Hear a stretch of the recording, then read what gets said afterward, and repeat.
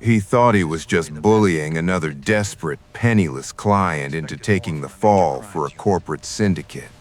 He had no idea the quiet, disheveled man sitting across the scratched metal table wasn't a helpless scapegoat, but an undercover federal investigator who already held the freeze orders for his offshore accounts. Robert, a high-priced defense attorney, famous for bleeding clients dry, leaned back in his chair. He adjusted his $3,000 silk tie, the fabric looking almost offensive against the peeling gray paint of the precinct interrogation room. He was a man drowning in his own ego, wholly oblivious to the fact that the trap had already shut. Robert exhaled slowly. His expensive peppermint cologne failed to mask the room's stale smell of bleach and desperation. He leaned in close, his fingernails tapping a steady beat against the aluminum. "I'm gonna do you a massive favor because you're new to the system and ignorant," Robert sneered. "You're an unjustly imprisoned man. You want the people who set you up to pay. I make that happen. I make miracles happen. But unless you sign this, you're fresh out of miracles." His lips curled into a predatory, sickening smirk. He slapped a thick manila folder down between us. "Here's the deal," he whispered, treating this gross miscarriage of justice like a casual round of golf. "I did some digging and found a procedural error. I can get your charges dropped. You walk out a free man. But thanks to my connections, it's going to cost you the exclusive rights to your company's proprietary software." He crossed his arms, looking at me like I was a bug he had graciously decided not to squash. It was textbook extortion, wrapped up neatly in a bespoke suit. I kept my head down, letting my shoulders slump to feed his narcissistic delusion.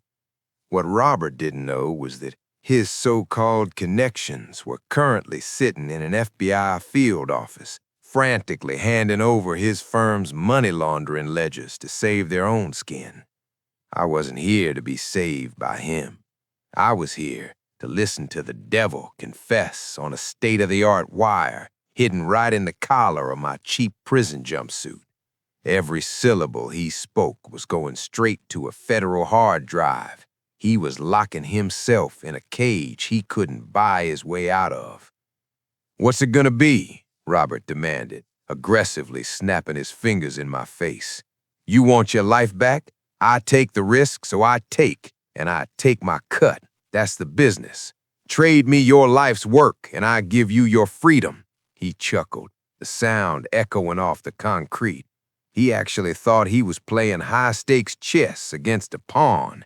He wanted to see the exact moment my spirit broke, expecting me to eagerly sign away my entire legacy just to breathe fresh air again. I slowly raised my head and let the terrified act drop completely. "You want to know what I wish for, Robert?" I asked, my voice terrifyingly calm and level. My shift in demeanor made his smirk falter. I reached across the table. I didn't grab his expensive pen. Instead, I slid the sealed folder back toward his chest. "I wish for you to read the first page of that document." It wasn't his extortion contract inside. My outside team had intercepted his courier an hour ago. He was about to read his own multi-count federal indictment. Robert didn't even glance down at the heavy manila envelope resting between us. Instead, he let out a sharp laugh that echoed off the cinder block walls. "Read the first page?" he mocked, his manicured fingers drumming a patronizing, impatient rhythm on the scratched metal table. "You really think you're in a position to give orders, buddy? Look at yourself. You're wearing County Orange, smelling like industrial soap and despair. I wear custom Armani and dine with the judge who's going to sentence you. You don't direct me, I direct you." He leaned back in his chair, utterly convinced he was watching a broken man making a pathetic, delusional attempt to salvage his pride. Let me spell out your reality, since the shock of lockup clearly scrambled your brain, Robert hissed, his facade of the helpful savior vanishing entirely. If I walk out that door without your signature on my transfer agreement, you don't just stay in this hole. I make a few calls and your bail gets revoked permanently. By the time your trial rolls around next year, my shell companies will have hostilely acquired your little software firm for pennies on the dollar. You'll be scrubbing toilets in a federal penitentiary while I'm selling your life's work to the highest bidder in Silicon Valley. So cut the tough guy act, drop the attitude, and sign the damn paper. I didn't blink, I didn't raise my voice, nor did I rush to defend myself against his barrage of threats. I just sat there, breathing at a slow, measured cadence. I smoothed the collar of my jumpsuit, right over the wire broadcasting his confession live to the DOJ. He was practically vibrating with nervous energy. I just sat there, waiting for him to step on the tripwire.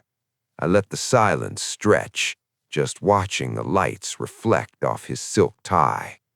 "Your cologne," I said deliberately, ignoring his vicious monologue. "It's peppermint and cedar, right? Expensive. Probably European?" Robert blinked. His jaw went slack for a fraction of a second, thrown completely off balance by the non sequitur.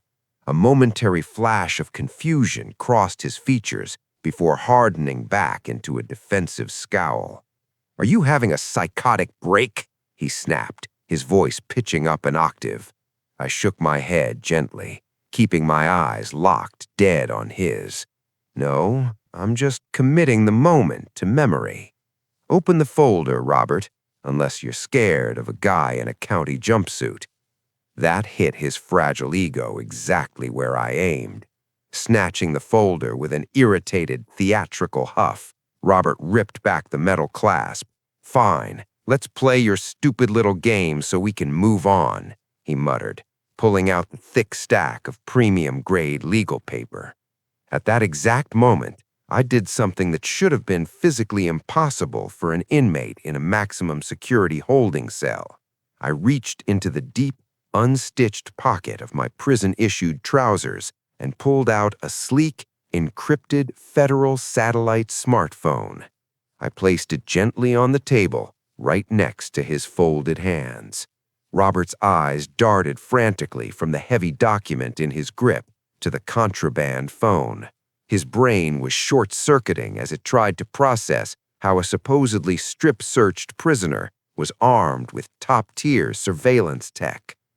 Before his eyes could fully focus on the bold, capitalized words United States District Court stamped at the top of his own 20-count federal indictment, I tapped the screen of the phone. "This is Special Agent Vance," I said into the speaker. My voice completely dropped the prisoner act. "Target has verbally confirmed intent to extort, conspiracy to commit fraud, and active bribery of a judicial official. The audio is crystal clear. Execute the freeze warrants on all offshore accounts linked to his firm and send the marshals in."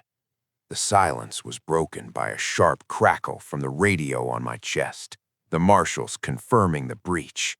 I watched, savoring every micro-expression as the blood entirely drained from Robert's artificially tanned face, leaving behind a sickly ashen gray. The document slipped from his trembling, manicured fingers. The pages of his own 20-count federal indictment scattered across the scratched aluminum table like dead leaves. His smirk vanished. He opened and closed his mouth, gasping for air like a fish on a dock. His brain was finally processing that he hadn't just stepped into a trap. He had aggressively negotiated his way into a reinforced steel cage. "Those Cayman accounts you used to hide your extortion money?" I stated, my voice echoing off the cinder block walls with surgical precision. "Frozen 3 minutes ago. That massive glass-walled corner office you're so proud of? currently swarming with federal forensic accountants, tearing your hard drives down to the motherboard. We didn't just find a procedural error, Robert. We manufactured a honey trap to see exactly how fast you'd try to steal an innocent man's life. A bead of sweat broke on his forehead as the gravity of his new reality squeezed the air from his lungs. The untouchable wishmaker was suddenly paralyzed by his new reality. Before his Ivy League brain could spin a defense, the steel door blew open. It slammed into the concrete, shaking the entire room. 3 heavily armed U.S. Marshals immediately poured into the cramped, windowless space. Their dark, heavy tactical gear was a stark, brutal contrast to his custom-tailored Armani suit. Robert tried to stand, instinctively raising his hands in a weak, trembling gesture of surrender, but his legs simply gave out beneath him. He collapsed back into the cheap plastic chair as the lead marshal grabbed his wrists, violently wrenching them behind his back. The heavy steel handcuffs ratcheted shut. His empire was officially liquidated. I stood up, watching the panic set in on the man who thought he was untouchable. The marshals hauled him roughly to his feet, his designer shoes scuffing against the cheap linoleum as they dragged him toward the hallway. I dusted off my orange jumpsuit and looked down at him. All that dirty money, and he couldn't buy a single second of mercy.